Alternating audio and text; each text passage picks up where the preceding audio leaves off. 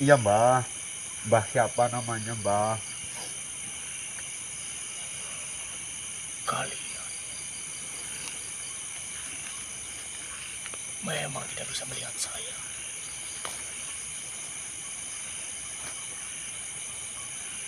Apa saya kelihatan tua? Tua ya Bu. Lumayan tua. Kenapa kau panggil saya Mbah? Itu siapa men? Men. Katanya Mbah gak mau men. Kelihatannya tua apa muda Bang? Ya, tua banget sih enggak sih men. Ya, terus kita panggilnya apa men? Bingung kita kan men? Maaf, lebih enaknya panggilnya siapa? Prabu Sungsang. Oh, Prabu Sungsang. Prabu. Oh, men. Temannya Bang Jarwo. Bang Jarwo. Ada apa kalian datang ke tempat saya? Mohon maaf, Prabu. Saya datang kemari itu ada tujuan, Prabu. Untuk ke tempat di mana siapa namanya Bang? Kologatik. Apakah Prabu mengenalnya dengan Kolokati? Kolokati. Ada keperluan apa kau dengan Kolokati? Jadi begini Prabu. Saya bersama teman saya ini ada permasalahan yang harus saya selesaikan dengan Kolokati, yaitu untuk melepaskan perjanjian saudara saya itu melakukan perjanjian dengan Kolokati, dan sebelum wayang apa itu Bang? Nah, Sebelum dia itu meninggal tapi udah dijabut nyawanya dulu sama Kolokati sebelum waktunya begitu Prabu. Apa kau yakin dengan keputusan untuk membebaskan saudaramu dari Kolokati? Kau tahu Kolokati itu seperti apa?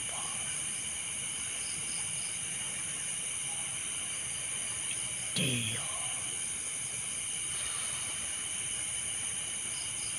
ketua salah satu di wilayah ini. Walau saya ketua tertinggi, tapi saya juga tidak bisa menghentikan apa yang dia lakukan. Bahkan ke-17 ketua di wilayah ini bersatu pun tidak sanggup. Kau hanya manusia. Apakah kau benar-benar yakin ingin menghadapi Kolokati?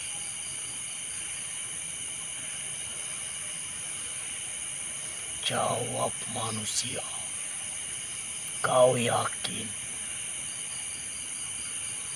Ya, Insya Allah. Kami yakin, Prabu, untuk beratan dengan Kolokati. Maaf Prabu, saya ingin bertanya sama Prabu. Apakah Prabu ada saran buat kami untuk menghadapi Kolokati?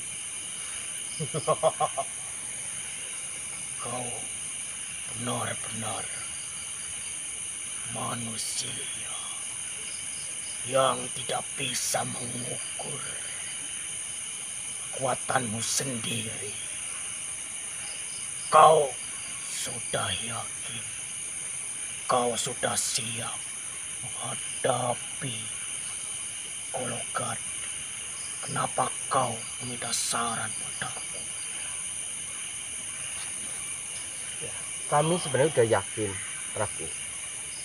Tetapi untuk kedepannya kan saya belum tahu bagaimana Kolokati dan kekuatannya itu seperti apa, Prabu? Iya, Pak.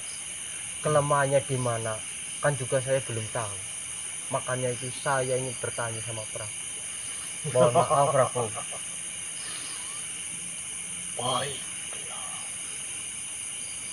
saya akan jelaskan kenapa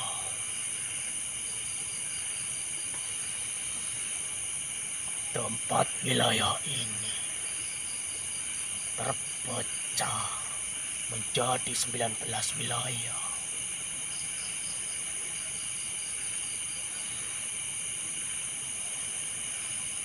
Wilayahku dan wilayah Kologadik dan ke-17 wilayah lain dulunya wilayah ini begitu luas, begitu makmur, dan begitu damai. Tapi suatu ketika wilayah ini terjadi masalah. Waktu itu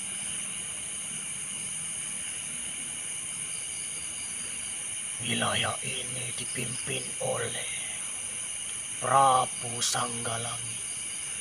Itu sangat langit. Ya,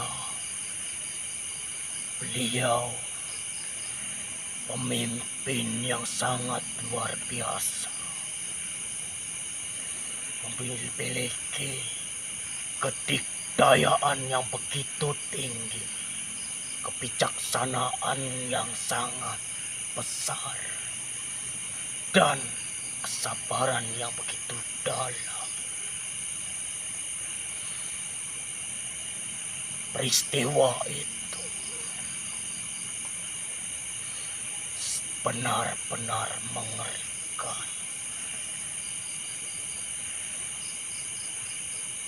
Di kerajaan itu ada salah satu pengkhianat. Pengkhianat itu sangat licik dan pengkhianat itu mengetahui semua tentang kerajaan kita, dari hal kecil sampai hal yang paling riskan untuk diketahui hal umum.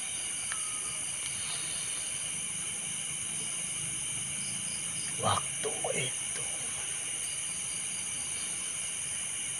sang baginda raja melakukan pesta yang megah, pesta pernikahan putranya,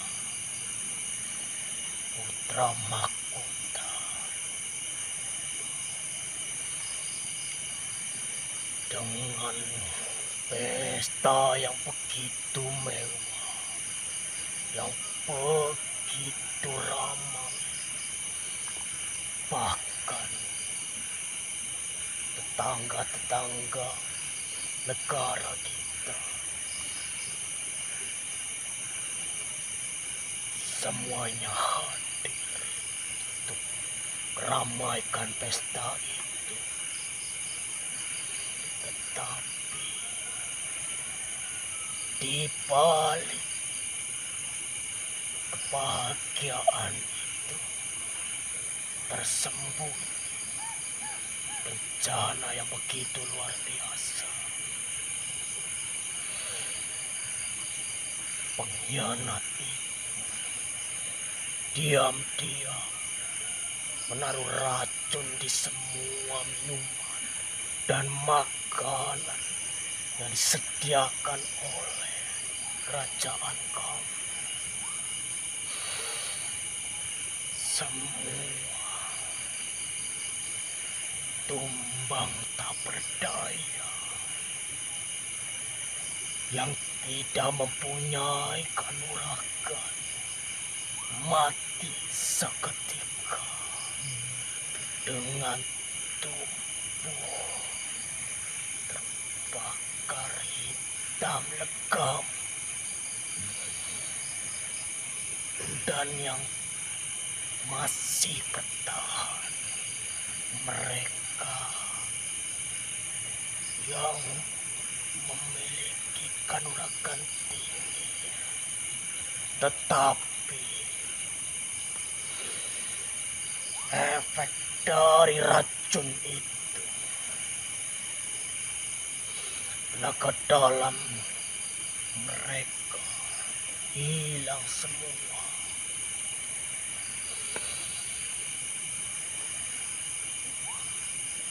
Terjatuh lemas tak berdaya.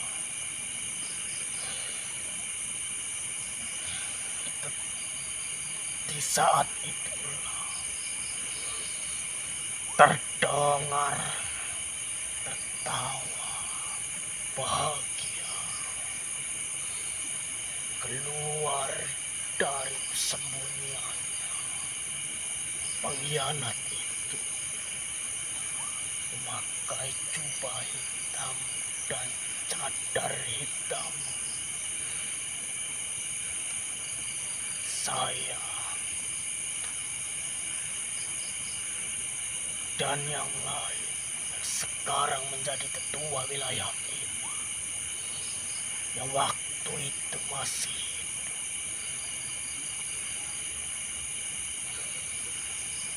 Tidak bisa berbuat apa-apa, termasuk Golokade.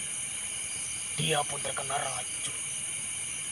Dia pun tidak bisa apa-apa. Pengkhianat itu menawarkan kepada kita penawarnya, tetapi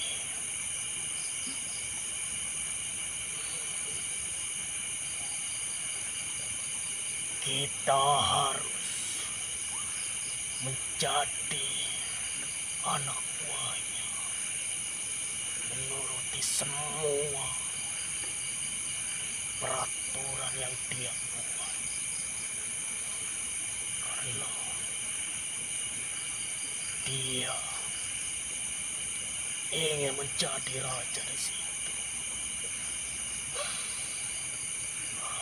Kami pun menolak dengan tegas.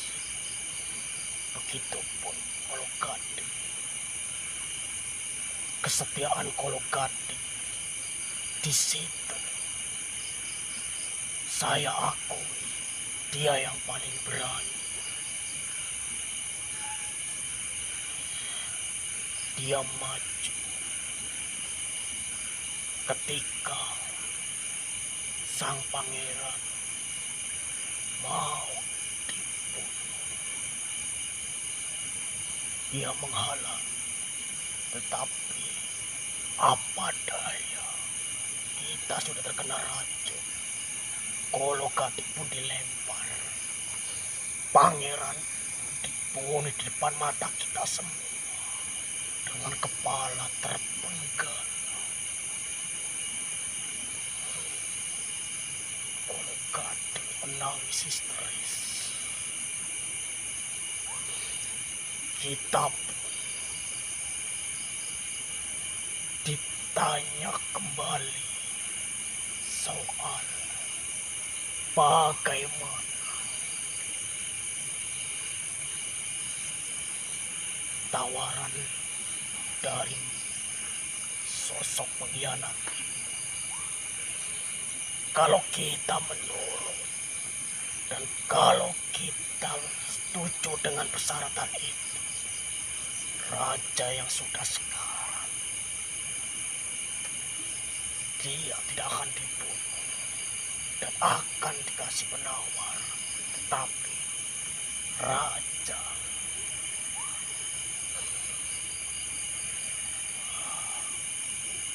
akan dipotong kaki dan tangan, lalu akan dibiarkan hidup di penjara.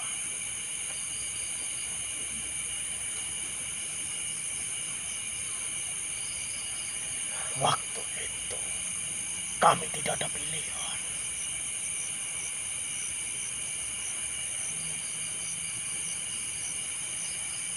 Bahkan kalau Kadek maju untuk menggantikan nyawa raja, tapi pengkhianat itu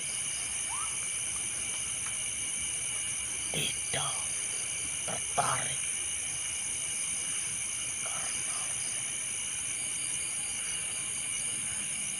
kalau Kadek hanyalah jenderal lemah.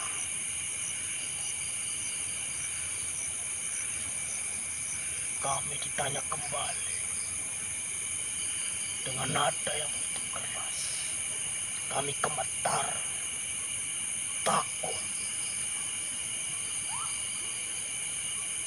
khawatir, cemas, semuanya bercampur buat saya dan yang lain.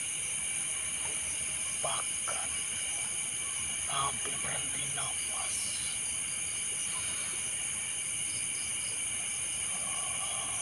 Pengkhianat itu mendekati raja dan mengalungkan pedang di lehernya dan membentak kita kembali, pertanyakan hal yang sama. Raja berkata tegas, "Saya mati biarlah mati. Yang penting rakyat dan pasukanku tetap hidup."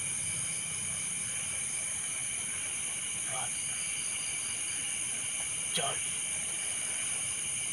teriak, "Lindungilah tanah air kita," sambil menarik pedang itu menembus lehernya.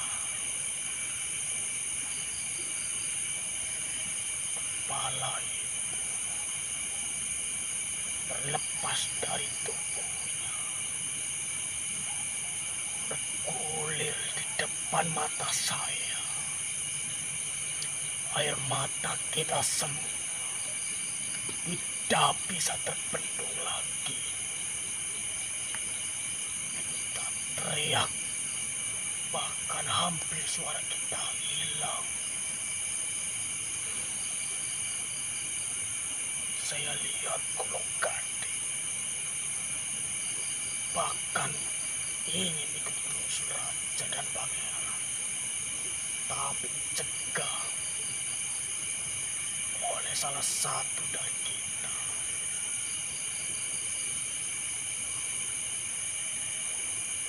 Kita ditanya kembali,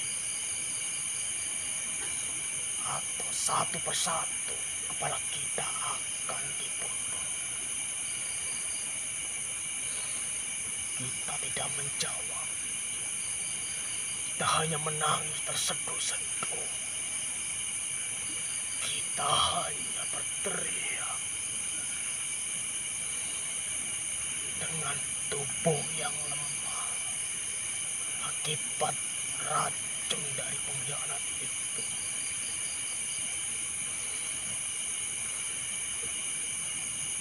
Yang membuat kita lebih terpukul. Utusan-utusan dari raja tetangga pun ikut dibantai secara kecil.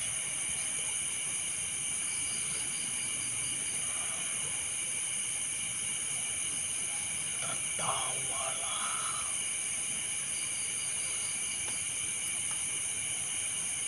Dia tertawa dengan begitu bangga. Berjalan perlahan, duduk di singgasana. kita tetap menangis tanpa berkata apa-apa. Tapi tiba-tiba Kologan merangkak mendekati pengkhianat itu dan ikut tertawa. Dia bersumpah dan berjanji akan mengikuti pengkhianat itu dan akan mengkhianati kita semua. Kita berpikir Kologardi benar-benar tidak punya pikiran. Detik tadi dia masih menangis dan detik yang lalu dia masih saya kenal sebagai salah satu jenderal yang siap mati untuk kerajaan. Tetapi saya lihat sekarang dia benar-benar balik 180 derajat.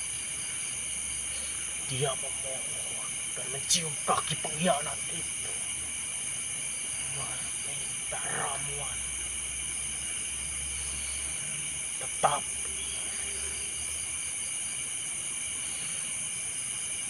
dia ingin posisi yang tertinggi kerajaan itu. Pengkhianat itu tertawa bahagia dan memberikan satu pil penawarnya pada Kologardi. Kologardi meminumnya dan Kologardi seketika sembuh dan dapat mengembalikan tenaga dalamnya yang hilang. Kologardi tertawa dan berkata terima kasih Tuhan sambil menciumi kaki. Di situ hati kita semua tambah hancur. Hati kita benar-benar dibuat tercapik-capik oleh Kologardi. Kita semua sepakat untuk melakukan bunuh diri, untuk menebus kesalahan kita yang tidak bisa melindungi raja dan pangeran.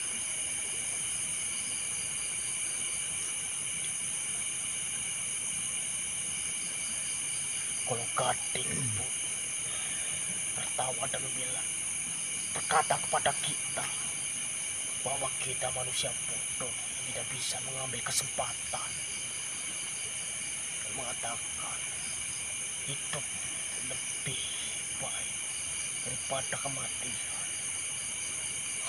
Pengkhianat itu pun memuji kata-kata dari Kologardi dan menyuruh Kologardi berdiri di belakangnya.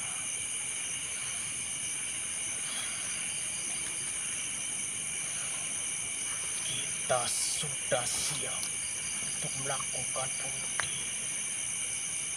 Pedang yang kita pegang sudah menempel dengan leher kita. Saat kita memejamkan mata untuk melakukannya, tiba-tiba terdengar teriakan yang begitu keras dari pengkhianat itu. Kita pun semua membuka mata dan terkejut. Ternyata Kologardi membegal kepala pengkhianat itu.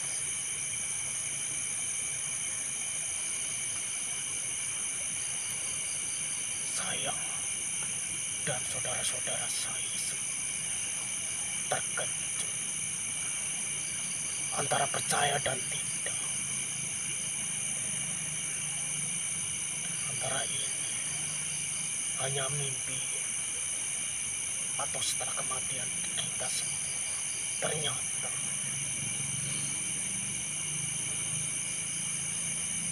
kalau Kadik langsung berlari mengambil nawar dan berikan pada kita semua. Kalau Kadik pun meminta maaf atas perilaku yang dia lakukan barusan. Karena hanya cara itu kita bisa terbebas dari nyala itu.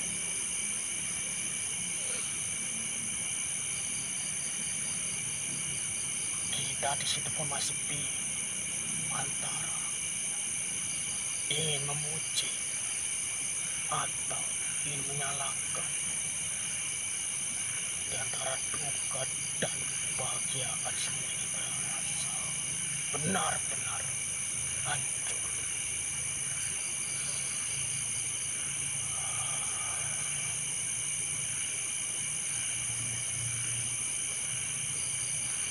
Duka itu berlalu-lalu sampai bertahun-tahun. Posisi raja waktu itu kosong karena semua keturunan kerajaan dibunuh. Hanya tersisa kita, panglima dan pejabat-pejabat lain.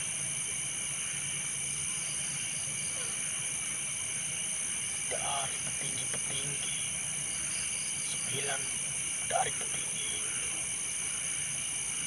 19 dari petinggi itu kita dan Kolokati dan 17 yang lain berkumpul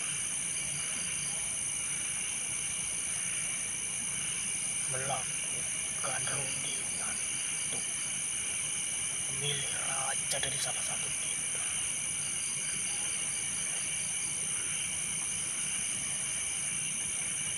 Semuanya mengajukan menjadi raja.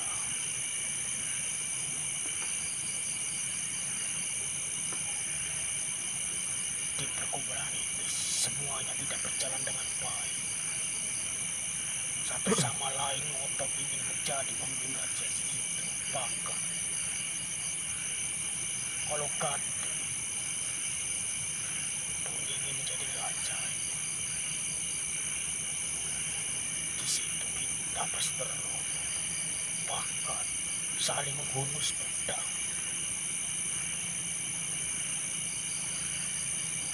Kita tidak bisa menahan emosi.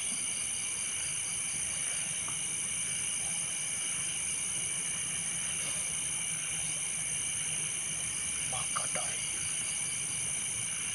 mereka mengincar wilayah masing-masing.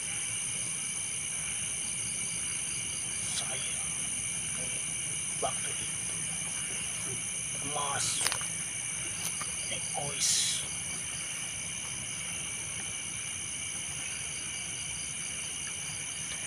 Kita waktu itu dirikan istana masing-masing.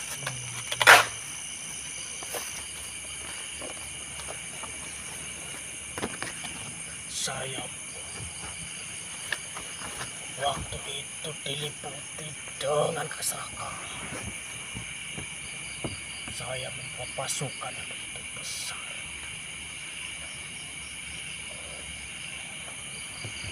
Saya bahkan mengancam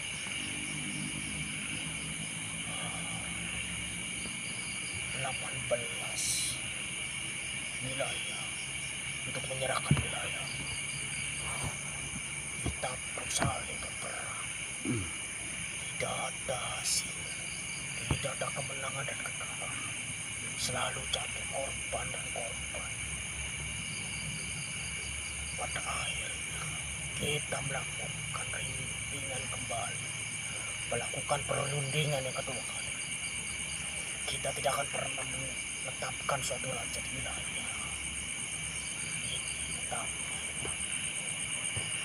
tetapkan suatu pimpinan, suatu ketua dari ke-19 wilayah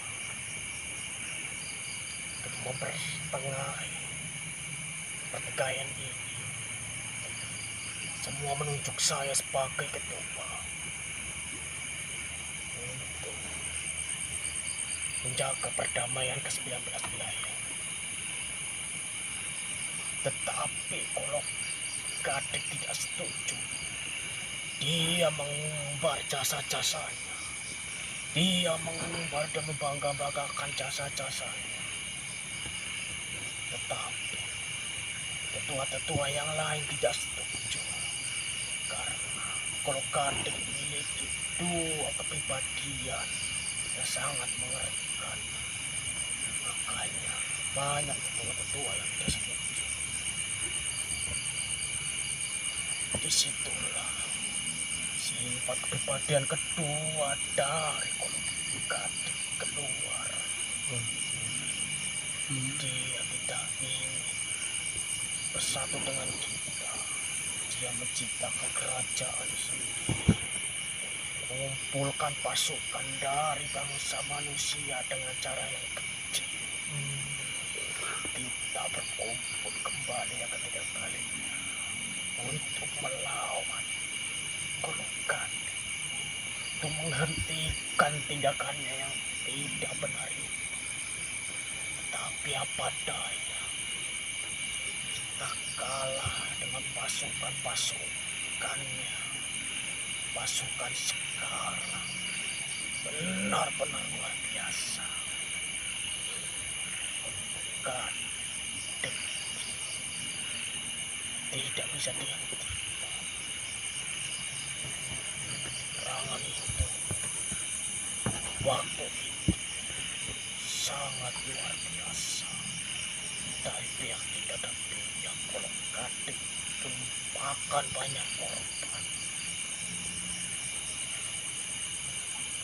Tetapi kita kalah. Kadek mengalami kerugian besar. Kadek mengucapkan sumpah, saya tidak akan merebut wilayah kalian. Saya tidak akan pernah membunuh saudara-saudara saya. Tetapi kalian jangan pernah mengganggu urusan saya dan campur dengan wilayah saya. Kita goyahkan dan karena kalau tidak, Kadek akan nekat untuk membunuh kita semua. Dari situlah kita tidak lagi campur urusan Kadek. Seperti itu harusnya. Jadi bagaimana? Apa kau masih tetap lanjut? Terima kasih atas cerita sejarah yang dulu sudah pernah terjadi di wilayah Bali. Saya jadi tahu tentang Golongan dan keserakahannya seperti apa. Jadi kau manusia, ingat, sebaik-baiknya makhluk, sejujur-jujurnya makhluk, tetap pasti dia mempunyai tujuan, pasti dia mempunyai ambisi yang tidak bisa dihentikan.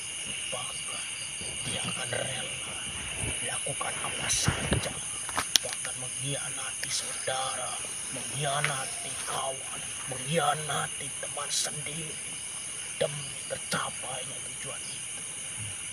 Betul Pak. Jadi ingatlah, kau boleh royal kepada teman, kau boleh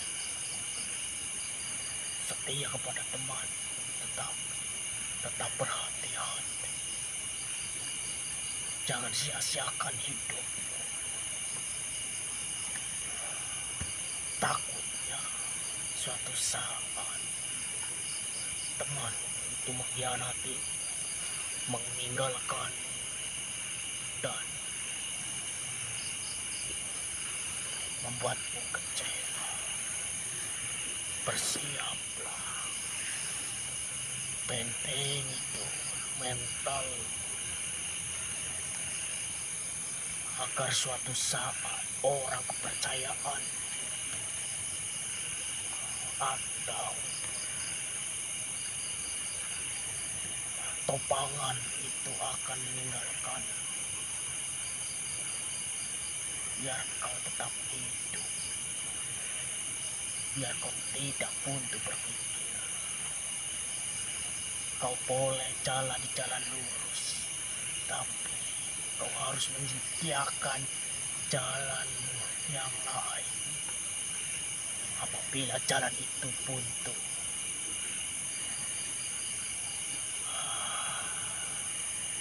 ya sudah, saya akan melakukan tugas saya dulu. Kau manusia, tetap berhati-hati. Jangan gegabah melakukan sesuatu. Kalau kau ingin menghadapi konflik, datang saja kau ke lembah Batik Nadar. Ke lembah Batik Nadar. Ya, di situ ada pertapa. Dia sudah berumur ribuan tahun. Dia adalah guru Lokadi. Kau tanyakan saja padanya, dan kau ceritakan saja peristiwa yang terjadi. Kau pasti bisa. Apalagi saya lihat kalian bukan manusia biasa.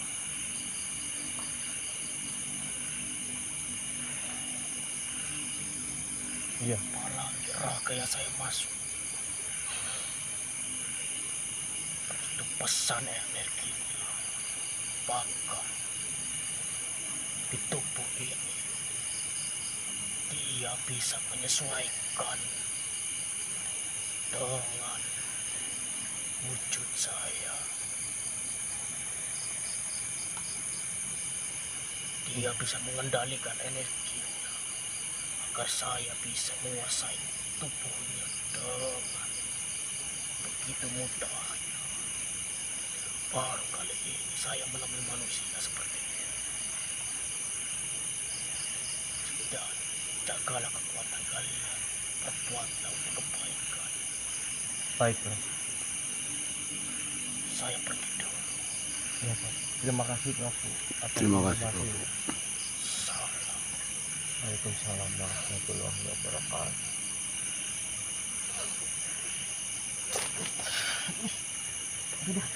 Ih, kita ngekam Dreng. Gimana? Men, Iki, barusan ada yang masuk Ki. Dan yang masuk itu udah Prabu Ki. Prabu siapa? Prabu Siliwangi. Prabu itu sahabatnya dari yang kita cari psikologi. Gelut berarti kok mikir.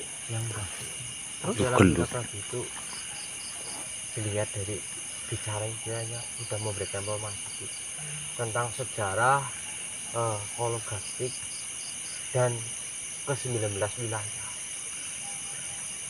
Jadi, dan kita tadi Prabu juga memberikan informasi, kita suruh berhati-hati dan kita suruh menemui pertapa ya. di lembah apa itu ya Bang? Lembah Widya ya.